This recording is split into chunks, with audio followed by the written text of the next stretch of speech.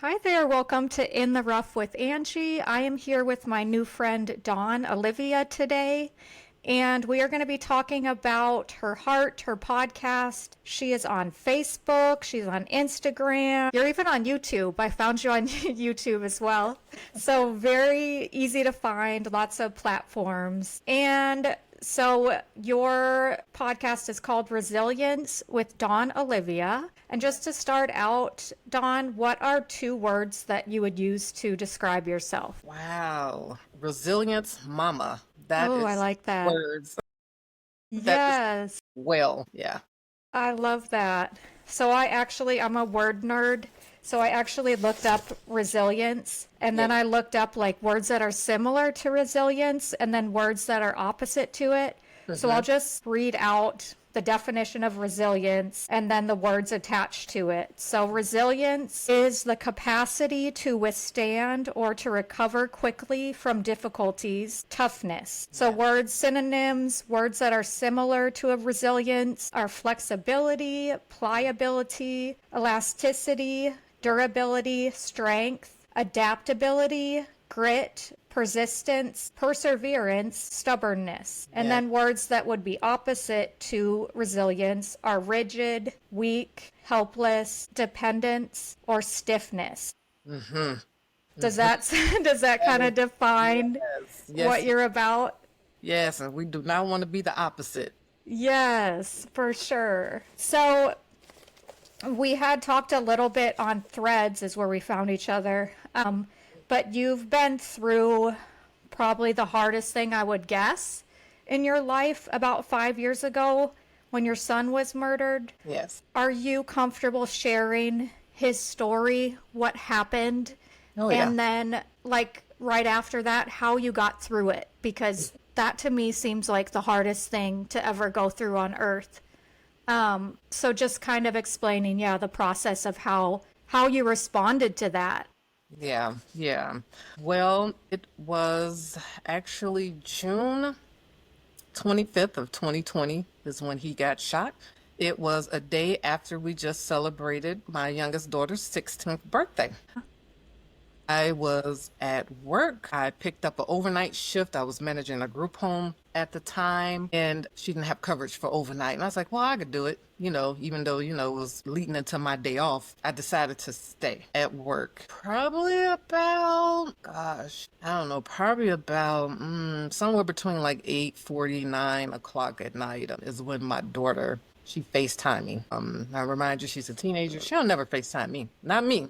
And I'm like, what is going on? And when I looked at her, I knew right then something was wrong. I saw the fear on her face. She was just shivering. She was really shaking. And she told me, Mom, I don't think Josiah is okay. And I'm like, what do you mean? What are you saying? She was like, I heard gunshots. I heard an argument. He was having words, and all I heard was gunshots, and I just don't know. So my world just froze right there. It just Yeah. froze. At the time, I was married. Unfortunately, I am divorced. My husband did leave me a year after that. I believe he just couldn't take it all. But I called him and was like, "Where are you?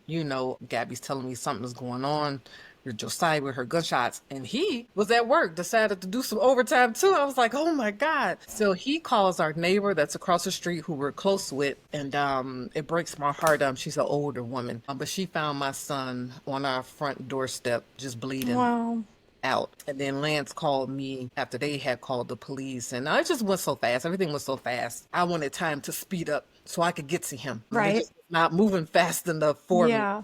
I had to call, my boss and was like, look, I need you to get here because I need to go. And to me, she took her sweet time to get to me. And she only lived probably like 7 minutes away. But anyway, she finally got to me. And I think I broke all the laws that night driving because I lived across the valley.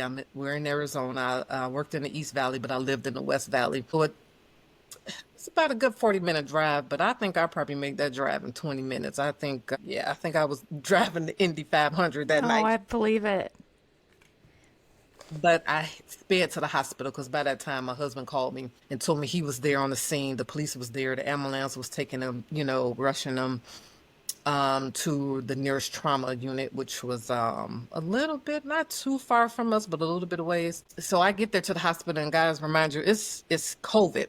It's COVID, it's 2020. They telling me I can't go in the hospital. I said, oh no. Mm. I fought it. I was that angry black woman that night, if you want to call it that. But I was just a caring mama trying to see her son.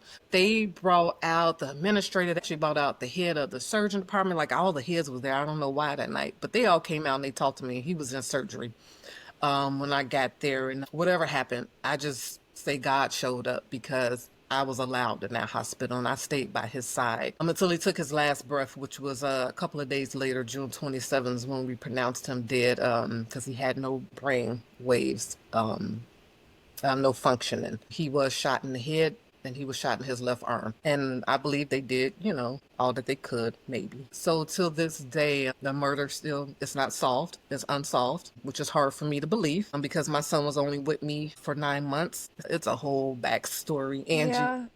to that. But I had just got my son back. I was fighting a legal battle with his father. He was living in Chicago, Illinois with his dad for his high school years, and some things occurred. So he was just back with me. He had just graduated high school. I was helping him turn his life around because I'm not a mom that ignores what's happening with your child. Back home in Chicago, my son was involved in gangs and running away from home. It was just a lot of mess happening. So that's what the legal battle was about. His father at the time wanted full custody, and I was like, this is crazy. He's almost 18. You're kind of not doing anything with him anyway.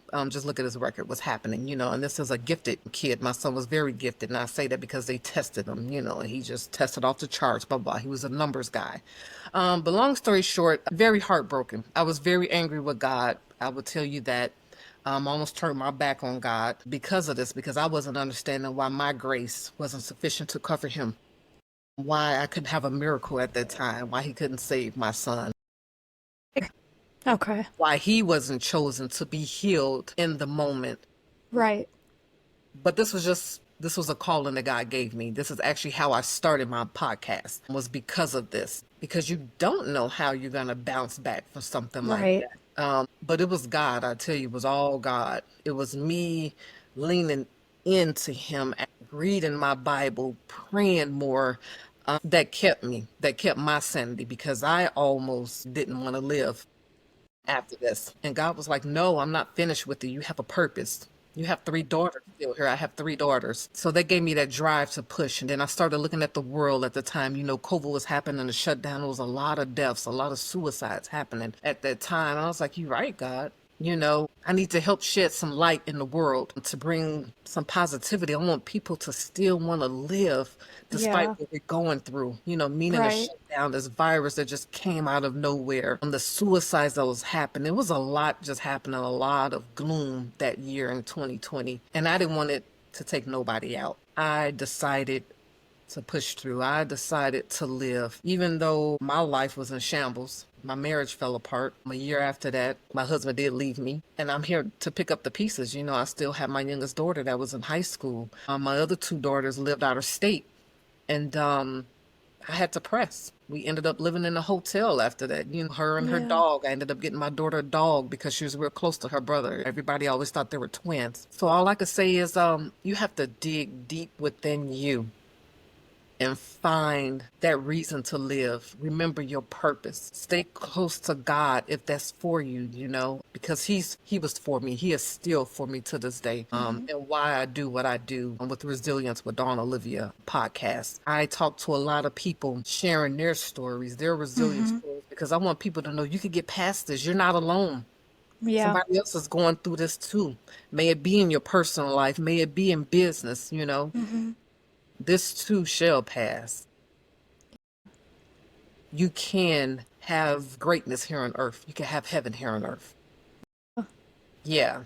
So that's how I bounce back. I use this show. It helps heal me. Just last year, I actually just took grief counseling. I just had a therapy for it. I never took it over the years. I just believe I had to be there for my daughters. Yeah, for sure.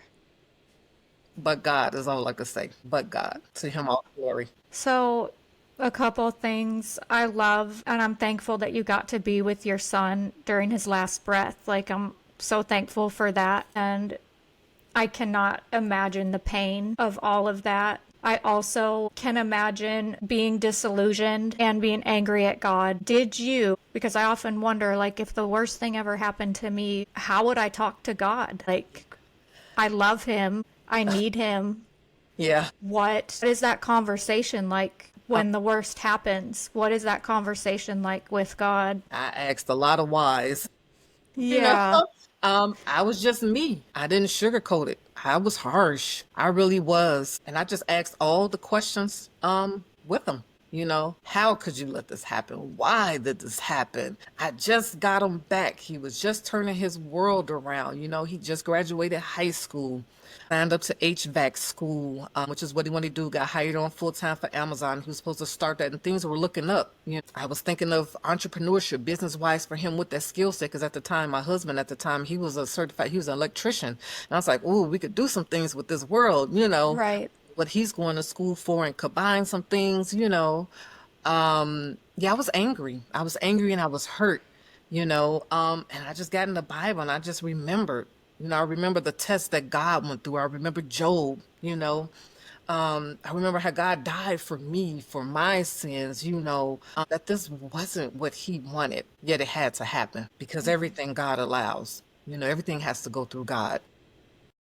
But it was for me to do, I believe, what I'm doing. And I believe it had some things to do with his father, some things that Josiah's dad had to come to grips with in life. So everything do come together for the good.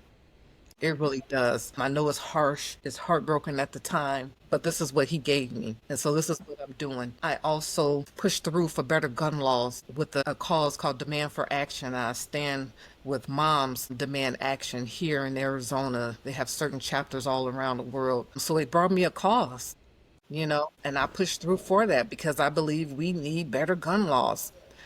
We need safety, They need a better system of way that they hand us out because I'm not trying to take nobody rights, but we need to better screen for these or access for these. So yeah, that's how that went. It ended up being in love though, because you remember, well, how I see God as my daddy.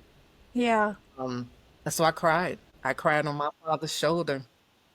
If you want to look at it in the natural. And I just poured my heart out to him. And he comforted me. He held me. He kept me through it all until this day, until now. Yes. Was that comfort in the form of his presence, like his tangible presence you could feel with you? Was it words of other people? Like, Yes. Yes. Yes. He sent comforting words. He sent a good friend that I grew up with from afar. She held my hand. She still lives in Chicago, Illinois. And what's crazy is she lost her daughter. It wasn't to gun violence, but she lost a child. So she understood the loss, the pain of losing a child. And it was grateful. I was so grateful for that, to have her there. She helped hold my hand, prayed with me. She helped me orchestrate his memorial because I had his memorial back home in Chicago because that's where all his friends are, all of my families are. So he does. He send those little angels. I call them angels, whether they're here on earth or not, to comfort you, to help you, to guide you. And when you're praying and worshiping him, you feel his comfort. You just feel it. You feel his presence around you. So it helped. It helped a that's whole good. lot. Do you still have a strong support system in place now? Or is it growing since you started your podcast? It has. So my daughters are really good. It is really good with my daughters. Also, a community that I joined of sisters is comforting to me. It brings me some peace. So that's where I get my community from. Yeah, I love that. That's awesome. I this was on your Facebook page. I'll read it from Maya Angelou. Yeah. I can be changed by what happens to me, but I refuse to be reduced by it. Yeah. So, how did this situation in your life change you, do you think? Gosh, it makes me cherish life more. It really does because you never know. You never know your day. You never know your time. And anyone that's in your circle and your family around you, you never know. So I try my best, really, truly, to live every day like it's my last day.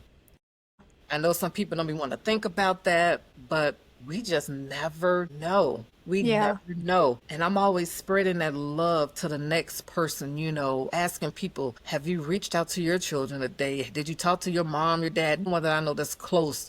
Have you spoke to them today? Even if it's a simple text, do that because tomorrow it really is not guaranteed. It really. That I agree. What I was going to say is forgiveness in relationships brings freedom, but sometimes it's hard to forgive Mm. or it's hard to know if you have forgiven somebody for something. I'm trying to think what my question is, but I know I wanted to talk about forgiveness with you because I know you trust God. Yes, this is a good topic. I want to say that because this past weekend I just did a retreat called the 5 R's to releasing your pain. And I learned that I haven't forgiven my father. My biological father's still here. He didn't raise me, but I still had some pain. It still stung to talk about, think about him. But since then, I have reached out just recently. Haven't heard from him, but I believe I'm at peace. I'm growing to be okay. Like whoever did this to my son, I believe I've forgiven him in my heart already. I would like to know who did it simply because I want to know where his headspace was. I want to know what his Right. world is like what's happening in his world or her world, whoever this was, what's happening in their world for this to come, Yeah. you know, to happen, to be. Because I see pain, I see hurt from whoever this is. Yes, I was angry at the time. I wanted to go and scale the earth to find this person when this happened for a couple of years, actually. God started working on me. And I believe I've forgiven this person, whoever it is. And I really would like for them to solve this so I can know who it is and let them know it's okay. And I know people are probably shaking their head like, what? Because you never know the mindset somebody is in at the time. You don't know what's happening in their world. You don't know what brought this to be, you know? Um, and that's what I look at. I try to look at people's heart, not their physical, not what the words they're saying, Yes, you look at the actions because the actions talk. They speak loud, they do. But you really try to look at that person's heart and you try to go from there and meet them like God meets you. I love that. And I think that's the hardest thing for people to understand is like it should be revenge. Like you should get back to the person that hurt you that deeply. Yeah. And it is only through him. Like there's no way to explain forgiving someone unless it's through him. And like you said, realizing he's forgiven us of Yeah. so many things. Yeah. And even the small things I do. If I'm angry at my husband for something, then I've built up hatred in my heart. And Yeah. that's in God's eyes, that's like murdering someone. Like hatred Yes. is not supposed to be in your heart. Correct. So you have to figure out, okay, why is it there? And Lord, will you help me with this? Because obviously I'm not giving somebody grace if I'm having these feelings, right? And Yes. God has given me grace. So it's hard to understand. I think forgiving is the hardest thing to do. And that's why I think it needs God's help. And then I also think it's like the 70 times 7. Like, how many times do you forgive somebody who hurts you? It's Yeah. a continual thing. So Yeah. it's not like, I forgive you for this, and now I'm going to expect you to be perfect. Right. No, Right. that person is probably going to hurt you again. You're probably going to hurt somebody else again. Totally. And it's like a continual process of learning how to forgive and Totally. forgive quickly. And I mean, it's easy to say for little things that people do against you, but to have the most painful thing that you can imagine in your life happening, to forgive that is hard to understand, but it just shows God in you and Yeah. God's love in you. Yes. And Yes. And that's vengeance. huge. Yes, and vengeance is the Lord's. We have to remind ourselves that. I mean, it's just one scripture I want to give you that I leaned on a lot um, Okay. doing all of this. And still today, Psalm 28:7, it says, the Lord is my strength and my shield. My heart trusts in him, and he helps me. My heart leaps for joy, and with my song, I praise him. I repeat that, I repeat that, and I repeat that till it really get down in my soul, in my gut, um, because he is there. He is there. I love that. Do you have advice for a mom that just lost a child, what would you tell her? I mean, I know the struggle is great. What advice would you give her? To grieve, really grieve. It's okay to cry. It's okay to scream. It's okay to be angry. It's okay to hurt, grieve. And there is no timeline on your grief to really feel it. And if you are a believer, tap into God. Talk to Talk to him just like you're talking to your homegirl, like you're talking to your mama, your daddy, whomever. Um, Talk to him. That's your prayer. And he's listening. He really is listening. He is listening. And I will also add to journal. I had to journal, I love get my that. thoughts out, because you want to protect your mind in this. You really want to protect your mind. So get the thoughts out, pray, talk to God, and tap into your community because we do. We want to isolate because of that pain. And you Right. do, at some point, you do need that time so you could get it out, so you could refresh yourself. But don't push your community away. So those are my tidbits, my advice. And take it one day at a time, one moment at a time, one second at a time. Absolutely. So, is there something right now you're working through overcoming that you can apply some of those same principles that you did with losing your son, seeking God, seeking community? Is Yeah. there a current thing you're going through? It is. It is. I'm glad that you asked that. I really haven't spoken this out loud. I think my next episode for Father's Day, I'm actually going to talk about this in parenthood. But my youngest daughter, the one that was home when my son got murdered, we actually don't have a relationship. She doesn't talk to me. I believe it's the trauma that has happened. She left home when she graduated at 18, and I see her here and there because her and my second oldest daughter were staying together. But now that they're separate, they have their own places. I haven't heard from her. She does not talk to me. She'll be 21 this month, and She's it hurt. 21? On the 24th of this month, she'll be 21. Okay. So it's hurtful. Yeah, for It sure. hurts not to have that relationship with my daughter, not to know why, what's going on, how she's hurting, not be able to be there for her. So I am using those principles to this. I do talk to God constantly about her. I pray for her, and I ask for comfort. I ask for that strength Yes, because no parent, I believe, does not want to have a relationship with their child. absolutely. And even though they're an adult, it's still your child. So yeah, that's one pain that I'm trying to overcome, that I'm working my way through, and praying like the prodigal son in the Bible. Yes. He'll come back and talk to me, that we might have to sit down and have some counseling together just so I can see what she's going through, what she's feeling, to see what's happening, with her. So that's one pain that I'm going through, that I'm working through to overcome. And I'm sorry that you're going through that. I just want to encourage you. I had a time in my life where I drifted from God, and I know it was killing my mom. Like, she would reach out to me, I wouldn't really respond. I was Yeah. drinking, getting high, so I wouldn't really want to talk to her. Yeah. I just wanted to be about my business.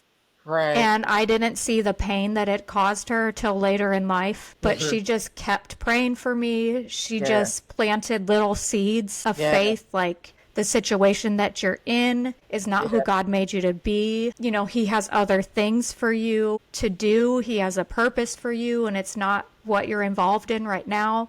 And she just kept planting those seeds and praying. And then I even remember one time she visited me, and it was like she was crying and like Yeah. pleading with me, like, get out of this, right? Like, and I can understand how a mother would do that. And it made me angry at the time. And I look back how stupid I was. You view it as a nuisance at the time because your mindset is not there yet to realize that what you're involved in is destroying you. And at that time, like, I didn't think about her. I Yeah. was selfish. And then when I came out of that and I followed God and the purpose He had for my life, then I apologized. And, my mom and I both went through ministry school together. So, like, the fruits of during that season of pain that she was going through, there were fruits after it, and even prophesied over that it was my mom's prayers that got me out of the mouth of a lion. Like, Man. a mother's prayers are so powerful. Yes. And I would just encourage you to hold on to your hope with your daughter. And God hears all of those prayers. And Thank you. I'm sorry for the struggle. I know that now being a mom, I could see that pain is real. Like that Yes. pain is deep. And just like, they feel like they're holding something against you, you might have to work through forgiveness too for them because they're causing pain to you too, whether or not they realize it. Right. So it's definitely a process, but Right. yeah, would encourage you to keep the hope and your Yes. prayers are powerful. Oh, thank you.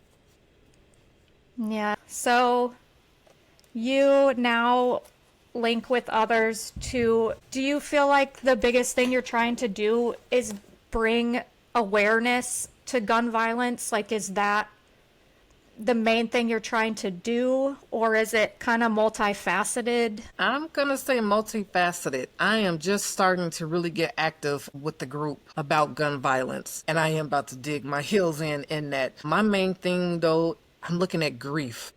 Grief? I look at grief because I don't know. I don't know if it's like a skip beat or some people don't want to go through it or allow it to happen, because in some of our cultures, they think it as being weak, and it's not. We have to allow that to happen and go through the process because it's cleansing. I believe it's going to help you get to your next where God wants you to be, where He's taking you to. So that's my big thing is grief and Okay. building resilience. Because I want you to get through it. I don't want you to lose your mind. Want someone that's going through a tough time, some trauma, to be able to bounce back from it. Right. So that's my main thing right now. But I am about to Okay. dig heels in with gun awareness, safety that I am about to dig in this coming year and next year. Is there closing thoughts that you have? Just stay mindful. I want all just stay mindful, stay prayerful, work on you. Self-development is good. Okay. That way you could live out your purpose here on earth. And if you don't know what your purpose here on earth, I challenge you to journal. I challenge you to journal, to tap in what you believe your passions are, and it'll show you. It'll map its way out. That way you can be resilient. I love that so much. And then should they be answering a question when they journal or just like freestyle, get out your feelings? You know what? I see. Now I wasn't prepared. So I do have a journal on Amazon that gives you some prompts. Awesome. So one thing I could say is ask yourself, what would I like to get out of today? How am I feeling today? Where do I see myself in a year, 3 years, 5 years from now? So those are some good prompts. What am I grateful for? What am I thankful for? So I would say those are some good prompts to ask yourself to figure out your purpose, what you're here on earth. I love that. That's really helpful. Well, Dawn, thank you so much Yeah. for coming on here and talking with me. I love your heart and I love your resiliency. Thank you. And nothing better than living out your purpose on earth. And so that's awesome that you're fully plugged into how Yes. God's using you. And Yes. that's awesome. Yes. Thank you. Thank you very much. I am honored to be here. This was awesome. I enjoyed Oh, myself. yay. It made me dig deep. I like that. Yes. Well, thank you so much, Dawn, for being on here. And we'll see you next time. Awesome. Take care, Angie. Bye.